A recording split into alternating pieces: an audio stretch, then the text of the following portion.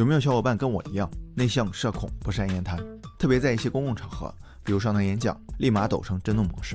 有个小伙叫大卫尼希尔，就跟我差不多，一上台就紧张，典型的演讲恐惧症患者。后来经过1年的幽默练习，他不仅克服了恐惧，还成了脱口秀达人，登上了《华尔街日报》和《福布斯》。他把自己的经验总结在《如何成为讲话有趣的人》这本书里。起初我也觉得幽默感是天生的，喜剧演员往那一站，观众就想笑。没有幽默细胞的人，讲再搞笑的段子，观众的表情也是这什么玩意？但是看了作者总结的7个原则，我发现幽默确实是一种可以学的技能，而且还能战胜紧张恐惧，提高社交和演讲能力。咱们一起看一下。第一个原则，幽默从故事开始。幽默感并不是说一些俏皮话，而且咱们都知道，这些话大多来源于网络热梗，如果对方没听过这个梗，就没法 get 你的笑点。比如有一次我跟几个朋友聊天，朋友 A 问大家怎么让女朋友觉得我情商高，朋友 B 就说了，你回复她，暖她一整天。当时我们几个都笑了起来，朋友 A 的表情则是，你看朋友 A 没看过这个梗，所以他就不知道笑点在哪。其实这是之前网上的一个广告标题。玩梗虽然也能让人觉得幽默，但是好像少了点深度，而把幽默放在故事里，最好是跟自己相关的故事，对方不仅会觉得你的话很幽默，也会觉得你这个人很有趣。比如我给大家讲黑天鹅和灰犀牛这2个概念。黑天鹅事件是不寻常的，难以预测的风险和危机，灰犀牛是有迹可循的，大概率且影响巨大的潜在危机。这么说难以让人印象深刻，咱们换成故事来理解。小时候我因为学习笨经常挨打，有次考了30多分，心想回家免不了一顿打了，这是灰犀牛事件。回家路上碰到一个同样学习笨的同学，跟我说把你的试卷给我，不然我打你。我就把自己的试卷拿出来跟他换，结果他看了我的试卷，还是把我打了一顿。因为我还没他的分数高，这顿打就是黑天鹅事件。这么说你是不是觉得还挺有趣的？而且一些医学家发现，听故事时人类大脑的活动状况跟实际经历时是十分相似的，也就是说故事是有很强的代入感，让你的大脑更活跃，所以印象也更深刻。小伙伴可能会说，故事不一定都有趣啊，这就到了第2个原则，让幽默的事儿更幽默。什么才是幽默的事儿呢？大家应该都喜欢看喜剧电影，从卓别林到周星驰，抛开喜剧外衣，我们能发现很多故事的本质都是主人公的悲惨遭遇。所以陈佩斯说，喜剧的内核是悲剧，因为笑其实是一种优越感的体现。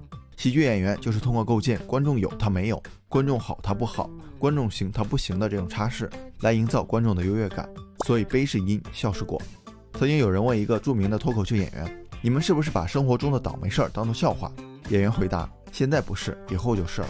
所以书中把幽默归纳为一个公式，悲剧乘以时间等于幽默。当时间抹平了过去的痛苦，你才能用一种抽离的戏谑的态度来看待它。所以那些曾经让你痛苦的事儿，你得好好记下来，因为它们不仅仅让你变强大，还能让你变幽默。比如我外婆有个被骗的经历，她之前腰疼，听人说有个包治百病的凳子，里面有一种神奇的香，点了之后放进去，坐一段时间病就好了。她就花了2000块钱买回家，我一看就是个镂空的木桶，里面点的是艾灸。之后我问他什么感觉，他说腰没好，心也疼了。如何让幽默的事儿更幽默？书中也提到了一种通用形式，铺垫加抖包袱加连续笑点。一般我们知道前2个就可以了。铺垫是制造悬念，就是把你的注意力吸引到一个方向，然后抖包袱突然转向另外一个方向，这个强烈的反转就是笑点的关键所在。举个例子，金百利克莱克公司的前总裁达尔文·史密斯曾经给员工做了一个演讲，他的第一句话是，好，请大家起立默哀。你想啊，台下的人肯定觉得奇怪，都在猜测是谁去世了，然后站起来安静地盯着自己的鞋。过了几秒钟，史密斯说，我们刚才是为宝洁公司默哀。台下立刻掌声笑声一片，因为当时宝洁是金百利公司的最大竞争对手。大家也可以想一下，很多好笑的段子是不是都符合这个结构？就像一列火车，你知道它从哪儿来，你以为它会继续开，结果它起飞了。第3个原则是把幽默感写下来。幽默感跟一般讲话的区别在于，不仅要重视说什么，还要重视怎么说。脱口秀演员在上台之前都会写脚本，就是在模拟这个过程。他们会结合场景，想象自己正在演，观众正在听，该用什么表情，该停顿几秒，观众应该有什么反应。当然我们不用那么麻烦，不过可以把一些有趣的事情记录下来，把它们变成幽默的素材。可以写下来，也可以是一张照片，一段录音。长期积累，你就能应对各种不同的场合，而且这个作用非常大。有一期幽默是一种技巧的 TED 演讲，演讲者竟然列出了30多条幽默的好处，而且不是胡说八道啊，都是基于学术研究得出来的结论。第4个原则，不断练习和打磨。我们看那些脱口秀演员在台上举重就轻，其实想成为脱口秀演员要经历7年以上的学习，每分钟的表演要投入22小时的准备。正应了那句话，你必须足够努力，才能看上去毫不费力。虽然我们不会经常上台，但在公共场合讲话的机会还是比较多的，比如大学组织的各种活动，公司安排的会议这些，有没有准备一眼就能看出来。因为没准备的人往往会有2个破绽：忘词和怯场。第一个破绽，作者建议用记忆宫殿法。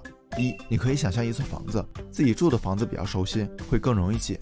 2. 从进门开始，找一条特定的路线，之后就按这条路来走。3.